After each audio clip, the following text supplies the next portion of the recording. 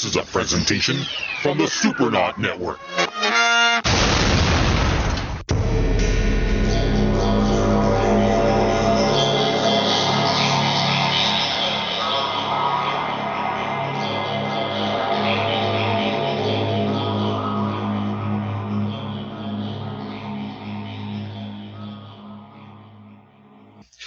Welcome to the Imaginarium, the show where art, technology, and creativity intersect and combine to forge a conversation that can only be found in the Imaginarium. I'm your host, Scott Colbert, and joining me as usual is my co-host, the horror nerd himself, Todd Starouch. Hey, Scott, how are you? Pretty good, Todd, and how are you doing? I'm doing great. I've got the whiskey open, and we're ready to go. Good. I'm glad you got the whiskey open, and you're sitting comfortably, right? I am. Okay, because our guest today, Kealan Patrick Burke, has a lot on his resume. He's written 5 novels, over 100 short stories, 4 collections of those stories, edited 4 anthologies, including Night Vision's 12, which is one of the best anthology series in modern horror, in my opinion. And that's not all. All of a sudden, I'm on Peel, and that's not all. He also worked as a waiter, a drama teacher, a map maker, a security guard, an assembly line worker at Apple Computers, a salesman, a bartender, landscape gardener, vocalist in a grunge band, and most recently a fraud investigator. And he also played the male lead in Slime City Massacre, alongside Scream Queen Debbie Rochon, not to mention a short film that was made from his short story Peekers, which is in development as a feature film at Lionsgate. And he also designs covers for print and digital books through his company Elder Lemon Design, and has designed covers for books by Richard Lehman, Brian Keene, Scott Nicholson, and Bentley Little, to name just a few. So, welcome to the Imaginarium, Kealan. Thanks, guys. It's good to be here. Welcome. It kind of sounded very impressive until I realized that all those jobs kind of implies that I just couldn't keep any of them for very long. I think I have to ask, how does one become a map maker? Oh, that's amazing. Everybody always focuses on that one. I don't know why I put it in there. I think I put it in there because it sounds, interesting, but it was probably one of the worst jobs I've ever had in my life. I basically just applied. It was one of those, I was fairly young and I was just sending resumes out after college, and I ended up getting an interview for this job, and basically I got hired. I was there on my first day, and I still had no actual idea what it was I was supposed to be doing. I couldn't have told you what the name of the company was. It was outside the door, but I just walked in. I was nervous. And so basically the guy comes over and he shows me this digital map of cables and lines and diagrams and stuff, and I had absolutely no idea what I was doing. And he basically said, what you're doing is you're designing maps for workers to go in, for power companies to go in and lay power cables in civil areas. And I thought, okay, well, sounds interesting enough. It wasn't, and I was atrocious at it. It will always be remembered as, they gave me instructions on where to put certain cables, what the colors meant, what kind of voltage you were talking about. And I think, it culminated in me trying to put an extremely high voltage cable through a graveyard. And, I'll never forget it.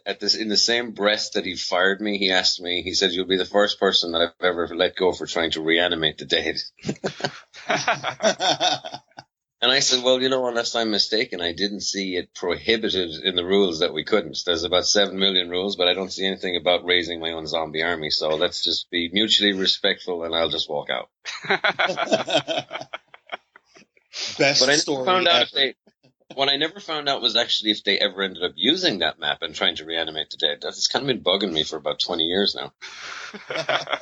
Like in some small coastal graveyard in Ireland, there's a bunch of zombies standing around going, did anyone else feel that? See, and here I pictured you circumnavigating the globe like Magellan. Yeah, that's what it was. I was just kidding. That's what I pictured, That was a way more concise and intriguing answer. I should have gone with that one. Well, you can use that the next time it comes up. I'll let you. I'll use it when I'm deported. There you go. When I have to go back to Ellis Island and do everything in reverse, that's how. Well, and you are from Ireland, for those who may not know. Yeah. And you've been here for how long now? At all. I've been here. I got here. I think about 2 weeks. Not even 2 weeks before 9/11. Oh wow! So I've been here a while, but yeah, that was a rather interesting introduction to the country. I was like, "Yay, the land of opportunity," and then, oh god, I need to go home. Yeah, welcome to America. Boom. Yeah, exactly. It was terrifying. I actually, like many other people, I was woken up to see it on TV, and I thought, you woke me up. I had been asleep, I'd say probably 4 hours, and I said, you woke me up to watch a movie on TV. I don't even like Michael Bay movies. And it was dead sincere. I thought, that's what I'm looking at. I'm looking at why would you wake me with this horror on your face and show me what's clearly just a bad movie? And it was, like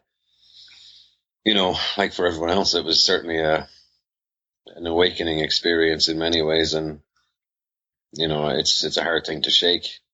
I mean, I'd grown up in the shadow of terrorism, of course, with all that was going on in the North since I was born. But this was something completely different for me. I'd never seen anything so horrendous on such a large scale. Kealan, how did that? I had no idea. So that's fascinating to me. How did that affect you, having just come to this country? Do you still think about? Well, it's about to ask a stupid question, but does it still affect, say, your writing or anything to this day? Absolutely, yeah. It a number of things that happened, I'd say, within the first couple of years that I was here.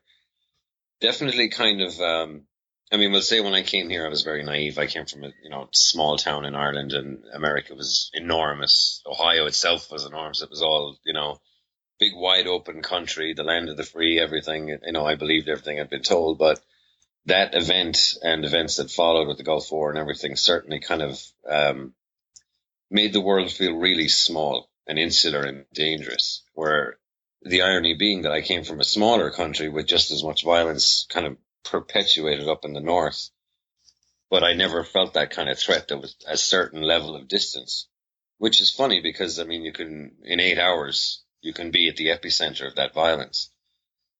But for me here, it just seemed that, I remember that day that the danger seemed very close. And I think it kind of affected my awareness of such things. And I just, in my writing and in real life, I think I'm more conscious of how close danger is and how small the world actually is in that regard, Yeah, I think, I suppose, shadows got longer and light got dimmer. It just seemed to be, I don't know. I don't think I was ever so aware that the world was so dangerous that anyone can do whatever they want at any given time, and you can't always control it. You are at its mercy. And it definitely informed my writing. I think I went from writing about purely supernatural Twilight Zone stuff to more, I think that was when I began to start writing about people who were just as bad as monsters, because there's little difference really, Interesting. Very interesting. Well, Todd, you lived in Jersey. What was it like for you? Well, I was at work. I work I'm an IT nerd, so I work an office job. And when the news first broke, we all just assumed that some small plane had crashed into the tower, because I remembered when a small plane hit the Pan Am building. So Initially it was like, oh, wow, how about that? Some small, single engine plane or whatever. And then, I literally will never forget it. Just how the horror unfolded almost in slow motion when news of the second plane hit and the tower collapsed.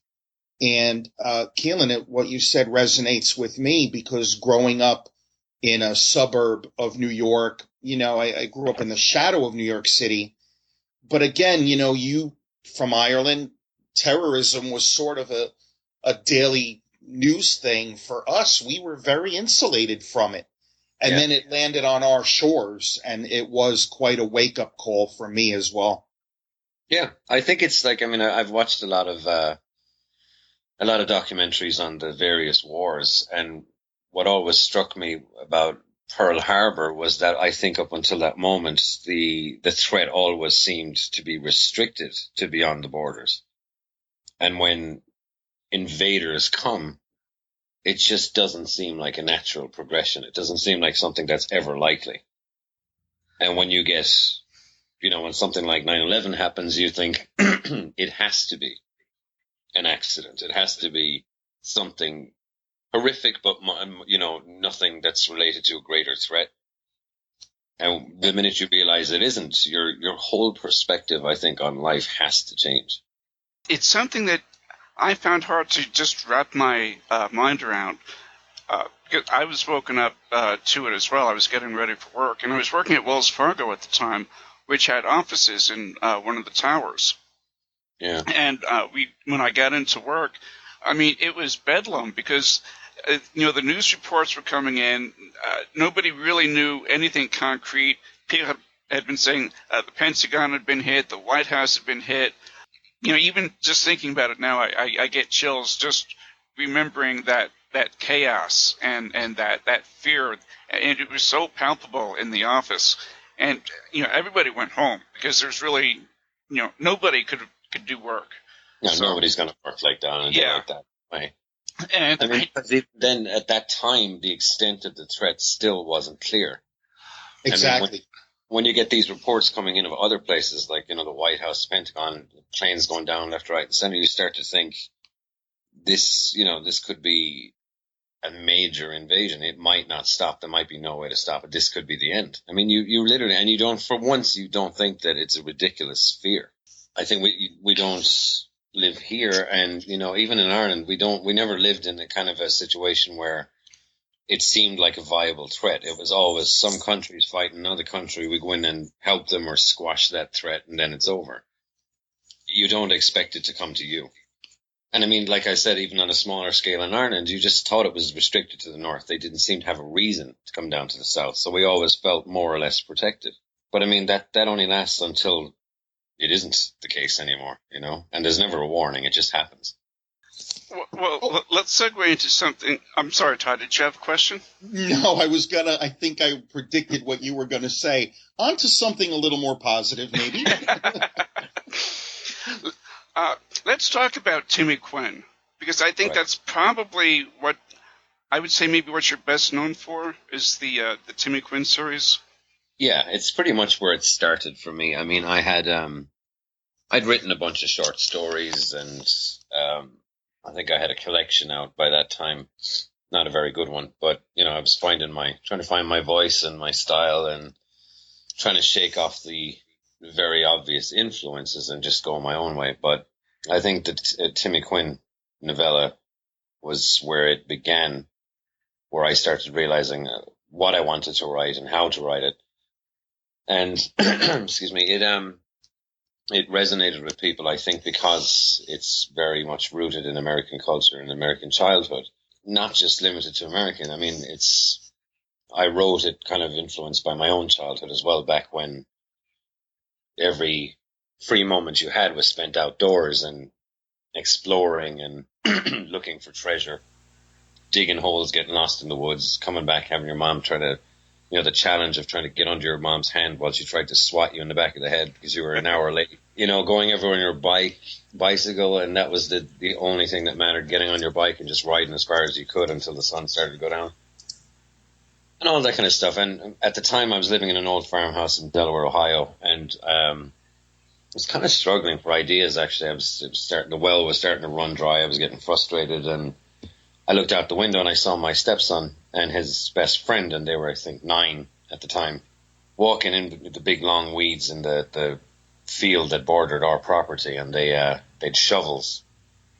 And behind that field was the pond that's actually in the story, which my neighbor had told me was full of turtles the size of Buicks, which made it into the story because you can't not use that. So yeah, I just developed, I kind of went my own way with the ghost story side of it, but it was just such an isolated little pond. It was surrounded on all sides by pine trees, so it was more or less a secret. I used to go back there all the time with him, and by myself sometimes I just go back and sit on the bank. And it was a haunting place. Excuse me, they've destroyed it now, of course, because they built a house right next to it, and whoever owns it dumped a bunch of green dye into it, killed everything in it, but cut down the trees and made it very suburban. But at the time, it was endlessly inspiring. That, and watching just the purity of youth and the sense of adventure. I think there was no way I couldn't write about it. And people seem to respond to it for that reason, for the spirit of childhood that's in it. And then nostalgia. And it went on to win the Stoker Award, which boggled my mind because I think it was up against Stephen King's Lacey story, the novella version of that. Oh, wow. And I thought there had to be some kind of a horrible mistake and somebody was pulling my leg. But it did. And from there, as the years went by, other publishers would write to me and ask me if I had any other stories with Timmy Quinn in them. And I thought, well, I kind of finished the story. But then I started to wonder what it would be like as he got older and got more bitter because of living with the experiences of being forced to reunite the spirit of dead people with their killers.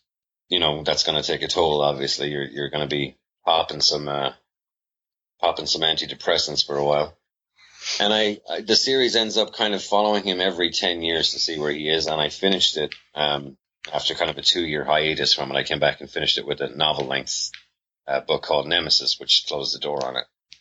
But it's the popularity of it has always flattered me, and it's always been inspiring because I'll move on to other things, and I get more. Well, I used to get the most reader mail for the Turtle Boy series, but these days it's more about kin. I don't know, because everybody's I think because everybody was horrified by it. Who doesn't like cannibals? Yeah, exactly. There you go. Mostly from chefs just asking me what the recipes are, but it's always gratifying just to hear from people who enjoy your work. But yeah, the Turtle Boy series, the Timmy Quinn series, was pretty much what kicked it all off for me. And the Turtle Boy, wasn't that just like a limited edition chapbook when it first came out? It was a signed limited edition novella. I think it ran to about maybe 90 pages, 99 pages, I think. And it was intended to be just a once-off, but in probably one of the most unprofessional moves that I've ever pulled. About 2 months before it was due to go to press, Richard Chismer had written to me and asked me if I would do more Timmy Quinn stories, and there was an actual different ending on the version of the Turtle Boy. And ironically, it gets criticized for the cliffhanger ending. But of course, once I decided it was going to be a series, I couldn't let some of the decisions stand that were in it. I didn't think the ones I put in there altered the story any. I'm happy with it, but I had a feeling that if this was going to become a series, then I needed to leave the door slightly open instead of having it nailed shut like I had originally intended. The publisher was kind of miffed a bit with that, but I had to assure him it was going to be better this way. And it did, because the popularity of the series going on actually affected how the original was received as well. A lot of people started hunting it out, and he was on eBay selling all the manuscripts and everything, so it worked out. Yeah, it was going for some outrageous amounts of money, too. Yeah, it was. Back in the day, that sold out very quickly, and it was selling for crazy. I was actually, now I wouldn't do this, but at the time, it was my first experience, I think, with a limited edition. And I started writing to people, begging them not to buy it for that much, that I would actually just send them the Word document. Because I don't think I was even familiar with the whole concept of collecting. I mean, I collected paperbacks and stuff my whole life. Who hasn't? But when it came to these small little 99-page books that people were paying upwards of $300 or $400 for, I was writing to them, telling them they were insane. I said, I will write you a brand new story just for you, and I'll sign it for $400. What the hell are you doing? I am no longer surprised by what people will pay for or will seek out. Yeah. There's nothing anyone could tell me anymore where I'd be like, they paid what? For what? Yeah, me neither. It's insane what people pay for stuff these days. I mean, I wish I had the kind of money to do it, but I mean, even sometimes I'll be clearing shelf space and I'll have some limited editions. I'll say, I didn't remember I had another copy of that. And I'll go on Facebook and say, hey, anyone want a copy of this? And people were offering me hundreds of dollars for it. And I was like, okay, I'm not going to contradict you, but I originally thought something in the region of 60, but 600 is just as good too. Thank you. Hey, listen. Yeah, it is not, I am not going to be talking someone down out of that, so. Kealan, were you always drawn to the, themes of the horror and supernatural? And I if was. so, how do you feel you got into that? It was a combination of two things. I have my mother to thank / blame for the whole thing because she had me reading at a very, very early age. She would always buy me books every week. She'd go grocery shopping and she'd come back with something. It'd be Robin Hood. There were always these little kids' abridged versions, but one of them was, I think it was Mystery of Tales of something or other, but it was Edgar Allan Poe stories, and they were all illustrated with these cross-hatched drawings that were the most terrifying things I've ever seen in my life. I remember one in particular with the Telltale Heart, and it just had the guy shining the light in the door, and the old man was in bed, and his eye was preposterously huge, and he was clawing at the bed sheets, and I thought, right, that's it, I'm never sleeping again. So I kind of got into all genres at that time, but then I started realizing I outgrew them fairly quickly. Then I moved on to the Hardy Boys and the Alfred Hitchcock and Three Investigators, all that kind of stuff. I started noticing the whole supernatural setup of them all, even if it just turned out to be something mundane, like, the caretaker because he was fired or whatever. And then I started realizing that my mom was reading books, and the covers intrigued me. They had some amazing covers, and they were all Stephen King books. Excuse me. And so what I did is I'd wait until she was out of the house, and then I would sneak him out of her room and start reading them. And I think I read Pet Sematary when I was maybe 11. Oh boy. Yeah, and it terrified me, but I absolutely loved the sensation of being terrified. And at the same time, every Friday night on Irish television, there'd be a horror movie. It's like Friday Night Fear or some kind of stuff like that. And it was on at about midnight. And my mom would always come up and wake me and say, this is on, The Shining is on, The Exorcist is on, Salem's Lot's on, or whatever. Do you want to watch it? And I'm like, yeah. So we go down and we'd make, popcorn or toast or whatever. I can't remember. But, yeah, and I loved it. And again, remember, I would not go to the bathroom unless she went first. because our stairs just seemed really, really, I mean, it's almost comical, but it seemed to grow darker with more steps and claws. So I'd have to wait. But yeah, and it went from there. I went from going to the library for books, junior books, like young adult books for myself, to my mom giving me her card and telling me to pick out some for her from the adult section. And I don't know when it happened, but the line began to blur, and I was just going to the adult section. I was getting twice as many books, and I was reading half of them, then we'd swap. And yeah, that was it. I was an addict, and I knew pretty early on that I wanted to make people feel what these books were making me feel. And we thank you for it. Do you remember the first story that you wrote? The first story that I wrote. I don't specifically remember the first story I wrote. I remember a couple of very early ones. I used to keep trying to write sequels to movies I liked. I think I wrote Ghostbusters 2 right after seeing the first one. If I write it, I mean, I wrote like a chapter and then got bored. But I think I wrote Alien 3 about 10 years before that came out, and mine had the alien surviving re-entry into the atmosphere after getting blown out of the airlock, landing in a farmer's field and inhabiting the dog or something. It was atrocious. But the one I remember writing, I think the clearest one for me, and I can't remember what age I was, but I was very young, was called Calling, and it was about a bunch of people on an island locking themselves in the church and deciding who was going to sacrifice themselves to be outside to lock it for a month-long period in which something from the sea was calling people to their deaths. And it was, I'm sure I remembered a lot, that it was a lot better than it was probably, but I remember the idea was pretty much intriguing, and it frequently comes back to me as something to modify and re-explore. But yeah, I don't know what inspired it or where it came from, but it was the first time I think finished a story, because usually I'd start writing these big ambitious projects and I'd be done after 10 pages and just go, I can't do this anymore. Well, I think my favorite book of yours, and I told you this in an email years ago, was Currency of Souls. That's right, yeah. I do. You wrote a very kind review of that. I was really thrilled with it. And it's actually still probably one of my favorite books. And Really? I still do reread that every year, actually. Really? Yeah. Wow. Well, because it's the kind of a book that I read and I think, why should I even bother writing? I mean, how can I live up to something like this? You set the bar really high for other writers, Kealan. So on behalf of everybody else, go fuck yourself. Oh, yeah. What?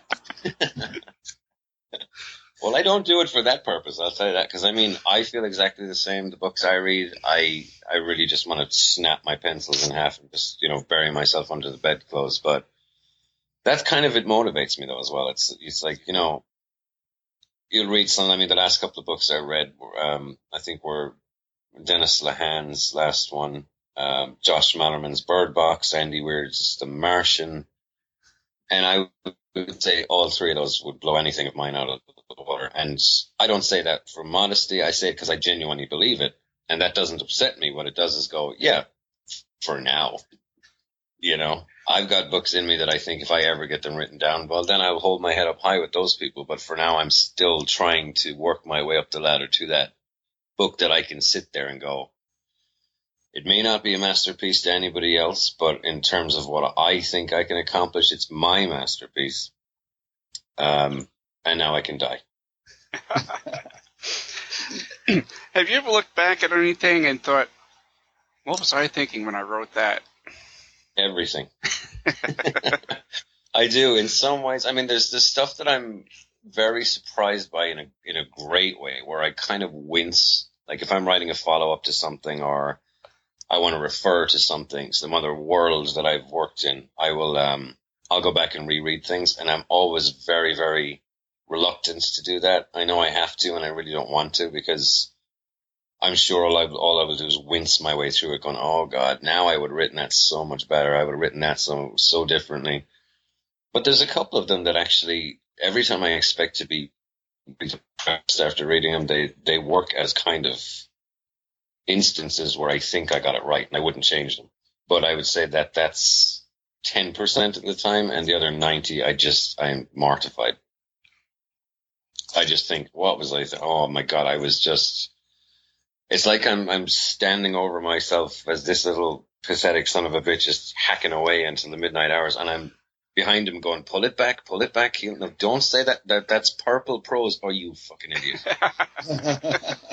I mean, if I could time travel, I would go back and I would just smack the shit out of myself and say, you know what? The problem here is you think you're better than you are, so shut the fuck up and just actually write the story. And you still think that even after winning a Stoker? Yep. Especially then, because it seems to me to make even less sense as time goes on. I mean, I'm not in any way criticizing the awards. I know that's kind of a friggin' sport, but I was delighted to win it. I love that little statue. It's one of my favorite things. It's on my shelf. It's a cool little thing, and I love it. And at the time, I was trying to be very blasé when people were asking me about it, but I nearly shit my pants. I thought it was the best thing ever. And the reason for that goes back to my childhood when I was, a full circle with the Turtle Boy thing. Childhood summer, sitting in my bedroom, reading some tattered Dean Koontz paperback and seeing his name mentioned in association with starting the HWA. And he said he's won a Stoker, or reading Robert McGammon, he's won 2 Stokers. Peter Straub's won a Stoker, Bram Stoker Award. And I thought, you know what, as part of my eventual objective on my bucket list, and this was before that term was even around, I think I was maybe 13, 14. I said, I would love to win one of these days. I'd like to have the kind of career where that's possible. So winning it was actually an achievement for me. It was crossing something off a list that I've had the majority of my life. So yeah, I mean, do I think it deserved to win it? I mean, I think for what it represented to the people who read it, I would say probably yeah. In terms of quality up against the other nominees, I don't think so, no. I think that if I wrote it now, maybe it would. But back then, I read it now and it's a little bit clunky. But I keep resisting the urge to rewrite it because, I don't know, it seems like cheating to me. it represents the writer I was at the time. So I agree with that. I know Stephen King went back and did some rewrites on the Gunslinger, the original, the first novel, and I always was annoyed by that because I thought the original, the way that he wrote it at the time he wrote it, really captured him as a writer. And that's exactly, you're kind of tampering with your own photo album. It's like going back and drawing a mustache on yourself as a kid. It just doesn't fit sometimes. Yeah. I think that people will point out, they'll give me negative reviews for the Turtle Boy, and the thing is that I agree with most of the negative reviews I get for stuff. Just as much as I appreciate the positive, sometimes people make really good points, and I think you need to learn from that. And obviously you need a thick skin, because there are some people who just come in for the sake of pissing you off or ruining your day or trying to. And just come in and say, this was the worst piece of shit I've ever read. And you know what, though? If they buy it, well, you don't, because the Turtle Boy is free. But if they take the time to read it and they hate it, that's as much their right as it is to tell you that it's the best thing they've ever read. And you've got all the Tim and Quinn stuff collected in one book now. Yeah, Stage Whispers. It is. I thought, kind of in response, I think it was a logical choice anyway, but once I had the thing finished. But in addition to that, in response to the criticism that, and it's a new generation of people who are reading it, they don't get when a novella has a kind of a ambiguous ending. I think ambiguity is getting tiresome for a lot of readers. So to kind of offset that, what I did was I collected all the shorter, first 3 books are kind of novella length, first 4, sorry, and the 5th one is a big novel. So I collected them all there and put it at a very reasonable price tag. I think it's $4.99. It might actually be $3.99, but I don't know. It's not expensive anyway. It's $3.99.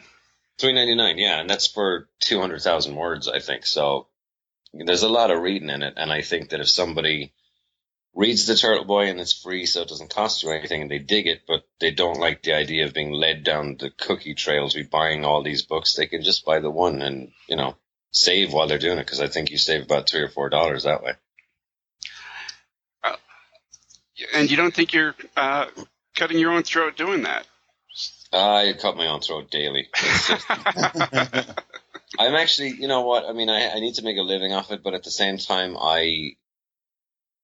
that to me in particular is a case of being fair to the reader. I listened to the response from people who've read some of the books and thought, Jesus, why am I paying $2.99 for a $100 book? This is ridiculous. Or sorry, for a 100-page book.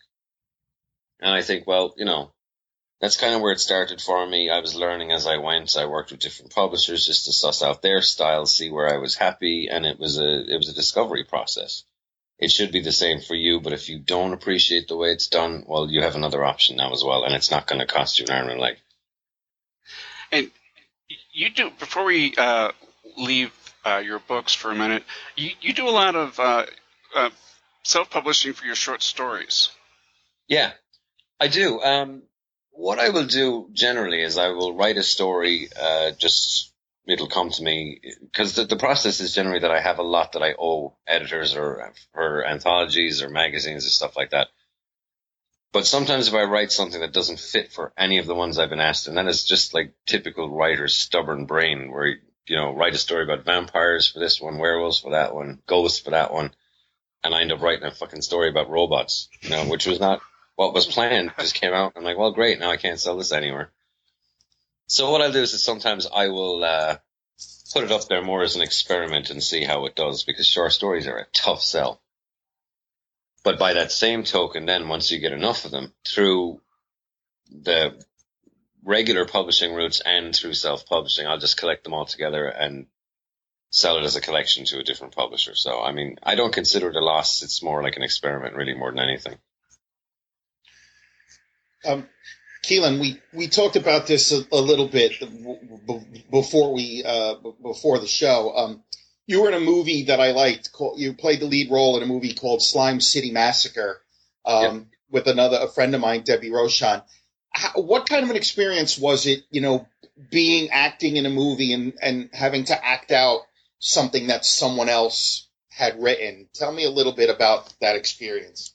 It was great. I mean, I expected to be absolutely terrified because I had agreed to do the movie, and I traveled down there and, assumed up until I got there that it was going to be trauma-esque in terms of production value, where it would not have surprised me if somebody was just running around with an old VHS camera throwing blood at me. And nobody was ever going to see the movie, so it didn't matter. And then I got down there, and there was about 1,000 people gathered outside Buffalo Central Terminal. There was catering trucks. I thought, full professional setup, and I thought, oh God, what have I done? Yeah. And I'm being, the blocking starts. You have your marks. You have all this stuff. There's cameras on dollies whizzing by, and I thought, I have absolutely no idea what I'm doing here. And I was very intimidated by it. And the minute the cameras started rolling, I was completely in my element. I didn't care. I was having a great time. But I didn't look at it as, reading somebody else's lines so much as I was committed to trying to do the best job I can. I mean, you're too busy, particularly when you're not a professional actor, you're too busy trying to give a good performance, a solid performance than you are about who's wrote the lines or anything like that. It's just trying to convey the scene in a way that is going to be effective, not make you look like a total douchebag. But Debbie was a great help to me. I mean, she literally, and me, Debbie, and Lee Perkins all were staying in an old sorority house for the duration of the shoot. So we all got very close. And Debbie in particular was like my big sister down there. I swear to God, I've never met a nicer person. But, she gave me a lot of guidance and, looked after me. She'd be the house mother. I would wake up in the morning and she'd have coffee ready for everybody. And she'd be like, all she was short was having her hair in curlers. But it was fantastic. I mean, there was so much about that. The memories made, the friends I made down there when I did that. Sitting there in monster makeup and having the sun bake it to your scalp. So I still have scars in my scalp because of it. But it was nuts. It was a completely bonkers experience. I've never experienced anything like it before, but I would do it again in a heartbeat. It was absolutely fantastic.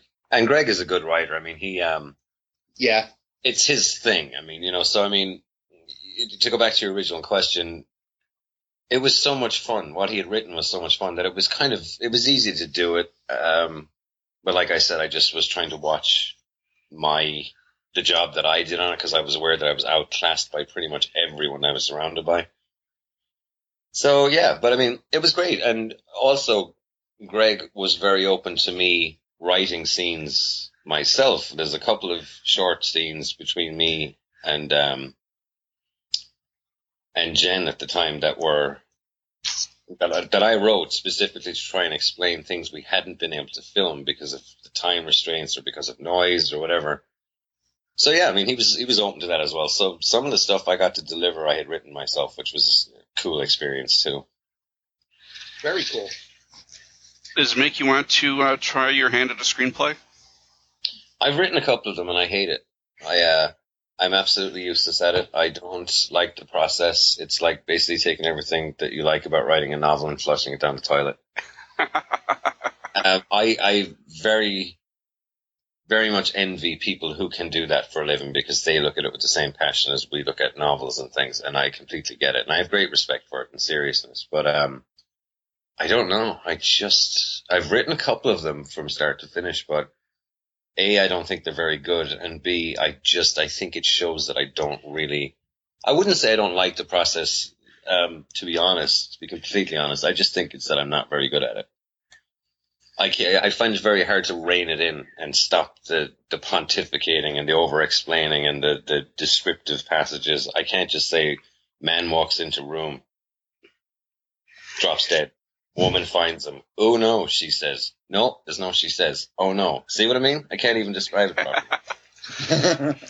Yeah, I interviewed Steve Kahn, who's a indie filmmaker who's out of Los Angeles. Yeah. And one of the things that he and I talked about was the fact that he tries to write novels and he can't do it. He finds the idea of being able to write more than what a screenplay is, very intimidating. And Yeah. I told him, I said, I'm just the opposite. I can, write a story or a novel, but thinking about a screenplay, I'm frozen with fear. And, and I started writing as a playwright. So, that type of thing should be a little bit easier for me. But you're right. It's a very difficult thing to wrap your head around.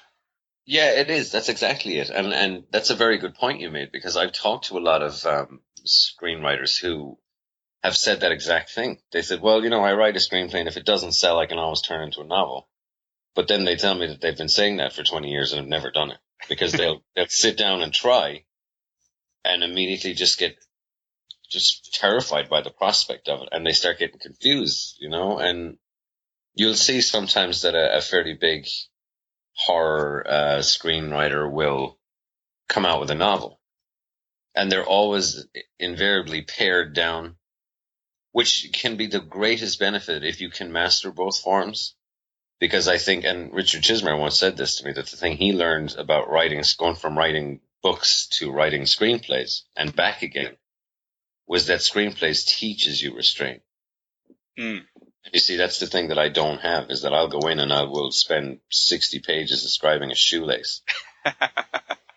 And that's not going to fly. Interesting.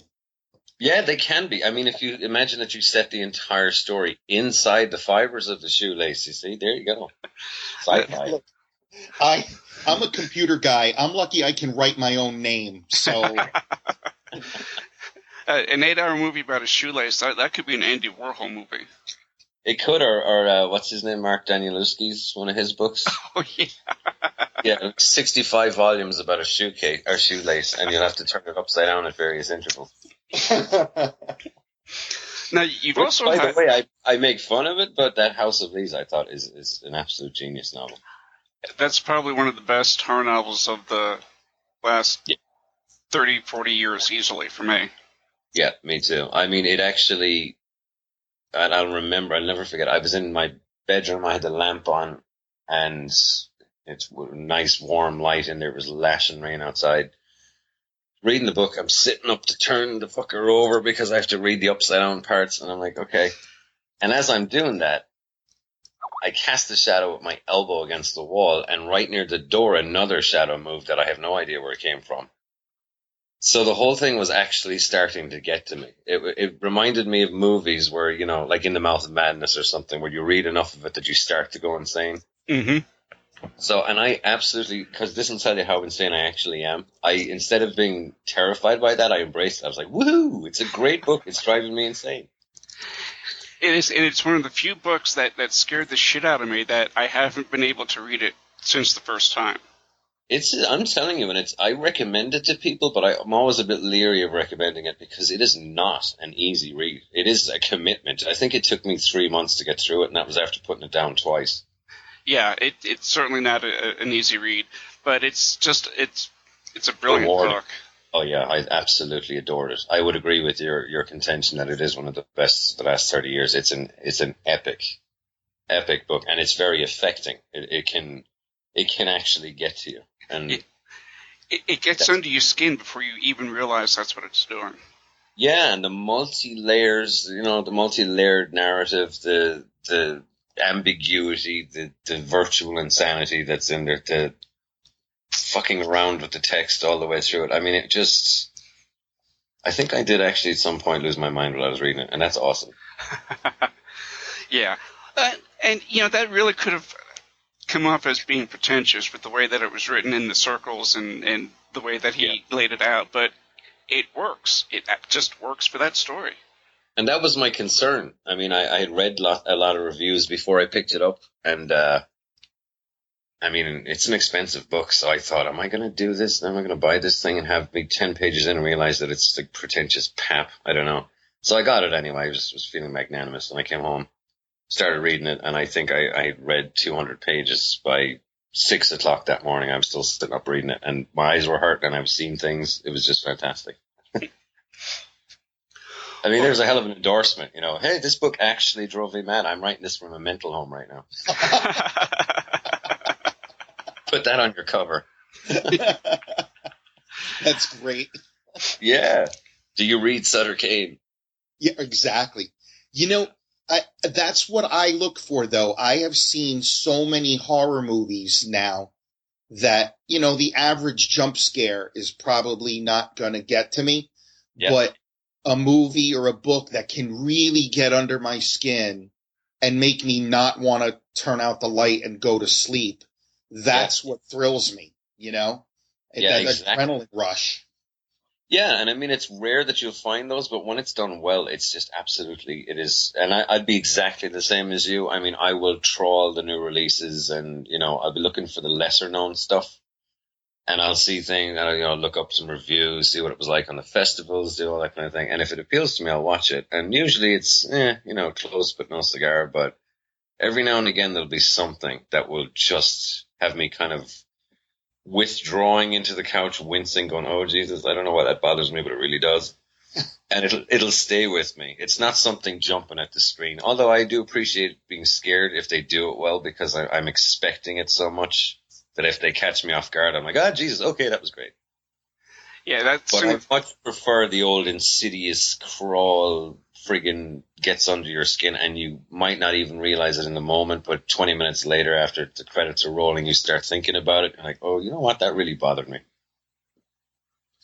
It's the jump scares, for the most part, we can all see coming 20 miles away.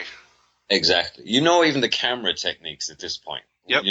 If somebody's standing there and there's wide space in the lens beside them, oh yeah, nothing's going to fill that or anything. Or repeated shots of an open window or a wide window like a living room window. Somebody's going to be either being thrown out of it or somebody's going to be jumping into it. Yeah, or the camera, tracking along with the woman walking backwards, but you can't see what's behind her. Yeah, that's, where that's going as well. Yeah. Let's not forget the old mirrored medicine cabinet in the bathroom. Or the fridge, yeah. Yep, that's a good one. But see, those always freak me out. The ones where they close the medicine cabinet window door and they see something right behind them. Those always fucking freak me out. Always. Do you know what I like now is when they close that shit and there's nothing there. Because you're expecting it. And you just go, "Oh, yeah, nothing." And then she turns around, there's a guy with a chainsaw standing behind her. And you wonder how he got there. Was he wearing, socks so she didn't hear him come up behind her? Right. There's nothing wrong with a good jump scare, though. Like, people knock it. One of the best ones, and it's an okay movie, is in Deep Blue Sea. Samuel L. Jackson gets done giving a speech. Yeah. There's no lead up. There's no music. Bam! Shark jumps out of the hole and eats him. But see, there you go. It's what you just said there. The way you described how that was set up is exactly why that works. But people don't do that. I wish they would. I do too. Because, I have hope for every trailer I see for a movie that's coming in 6 months that actually looks like it might be scary. I pretty much figure it won't be. So if it is, I'm actually pleasantly surprised by it. I go into it the same way. I tend to set my expectations low. Yeah, because that's just mainstream horror today. You almost have to. Well, I watched Poltergeist, and I have a soft spot for the original pretty much because I was young when I watched it, and it did scare me. But the remake was just so flat. There was a couple of good scenes in it, but it just, I just ended up at the end of it going, why? Who did we make this for? Exactly. Can we give it back? Listen, we've had plenty of conversations on this show about remakes. Trust me. And there's some good ones. There's some decent ones. I've gotten in with that too, but I don't know. If you're going to do it right. Do it to me, as they say. I always go to Maniac as one of the best remakes. That was good, yeah. That was actually, that kind of justifies its own existence, but a lot of them don't. A lot of them are, I don't get shot-for-shot remakes. Re-release the original, remaster it, just stick it up on the screen. And, The Thing, why? I know that was a prequel, but it might as well not have been, and just re-release the original because that still holds up. Yeah, and the effects are still effective. practical effects, they will always last if you put enough work into them, and if they work at the time, they're pretty much going to stand the test of time, because you're not looking at really bad Pong type effects, Well, let's talk about Peekers. That was a short movie based on one of your stories. Yep. And the script was written by the late, great Rick Hatala. That's right, yeah. And I miss him. I miss his posts on Facebook. Lovely guy. So, yeah, very, very sweet man, and very, very nice, very giving of his time. He was with me. Man, he took to Facebook, though, like a ninja. It was just... He just seemed to draw antagonism out of the atmosphere. People used to just love to argue with him, and he loved to argue back. And he took no prisoners on Facebook if somebody disagreed with him. It was crazy. I don't think I ever posted on one of his threads that had nothing to do with anything other than books, because I thought, I'm not even no way. Now, how was that? Did you work with him on the script, or did you have a lot of back and forth with him on that? How did that work? You know what? It was a great experience, because Mark Steensland, the director, pretty much came to me and said that, it's going to be low to no budget. It's just going to be a bunch of local actors, and but we'd like to do it. It lends itself well to. I mean, there's no major special effects or anything in it, and it's short, it's concise. You can do it with 2 houses. Or you could do it in 1 if you filmed in different rooms. So it appealed to him, and plus he liked the story, obviously. And he had already done a couple of short adaptations, I think, some of Rick's stuff, and also Rick had scripted some stuff by other writers for the adaptations. And so Rick was doing it, and what he did is he did a first draft, sent it to me to read, and said, feel free to tear this apart if you don't like it. And I loved it. There were a couple of notes I had on it, but I qualified it by saying, I wrote the story, so I'm obviously going to be hung up on certain details that may not be practical. In the end, you're the screenwriter, so do what you like. But he did, and we passed it over and back a couple of times, did some tweaks here and there, but I think really it was only, I want to say 3 times maybe he sent it to me, and I had basically very little to add to it. But what I did add was a kind of, a couple of cool little parts here and there. And if this works, keep it in. If it doesn't, get rid of it. So he would edit it himself as well. But it was a very, very smooth process. We didn't disagree on anything. His first draft, you could have just filmed that.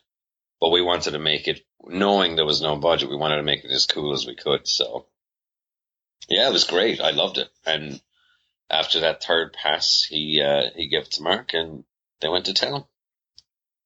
And I love what they did with it. I think for you can watch YouTube videos where there's clearly no budget. There's amateurish acting. It's not shot right. It's people just trying to cash in on the whole jump scare thing, like we were saying. But this was a little different, and I think that Mark and Rick both nailed exactly what I was trying to go for with the story when I wrote it, which is something that has no explanation. And is basically just a vignette where you get the impression that the world is about to very rapidly go to shit for some reason, for something that's happening that makes no sense. And I wanted to, instead of go big budget with it in terms of writing, I wanted to keep it as a very, very intimate, small scene where you get to see the beginning of it. Well, as I said at the beginning, when I introduced you, it's over at Lionsgate now, isn't it? That's right, yeah. It's been there a while, and I mean, I know the whole Hollywood way of treating things is that there's no rush, or if it's a major adaptation and there's a serious rush, and it usually ends up sucking. But yeah, it's I've read 3 drafts, maybe more, of the script in the last year.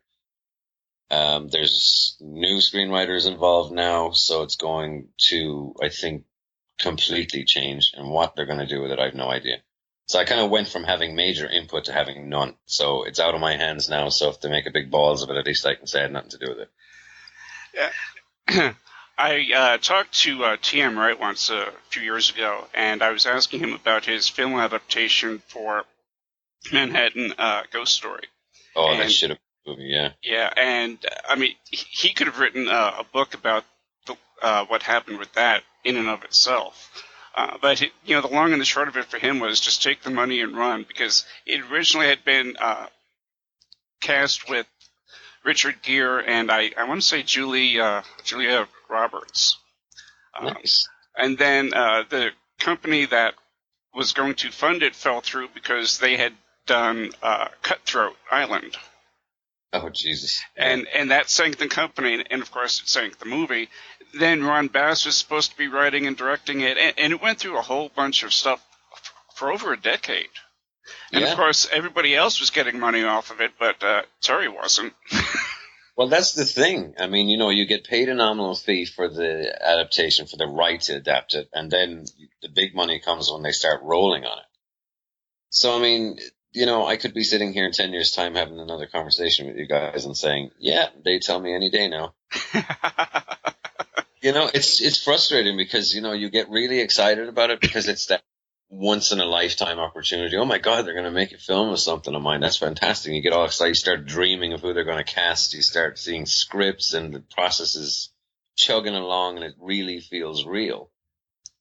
And then it's radio silence while someone else decides to have a pass at it, and it's, doesn't work, and the producer gets pissed off, and then the producer leaves the company and goes somewhere else, and then someone else owns it, and, you honestly can't keep any track of it.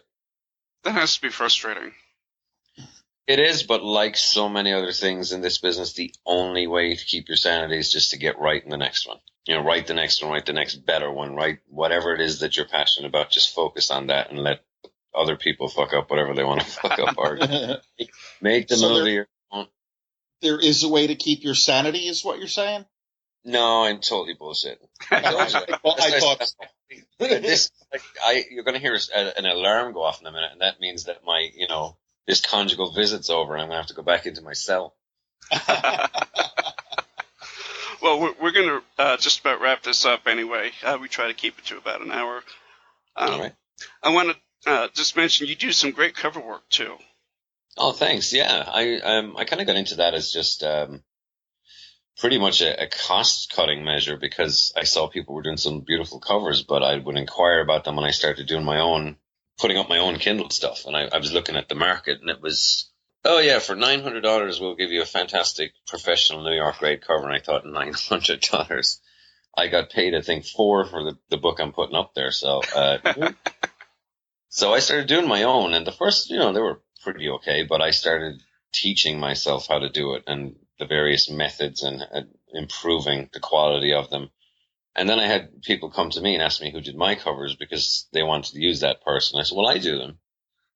And it started from there. And this was, 3-4 years ago now, maybe? I don't know. One thing I'm not good at keeping track of is time, but yeah, so it went from there, and it's become pretty much, it's split right down the middle between writing as a full-time job now.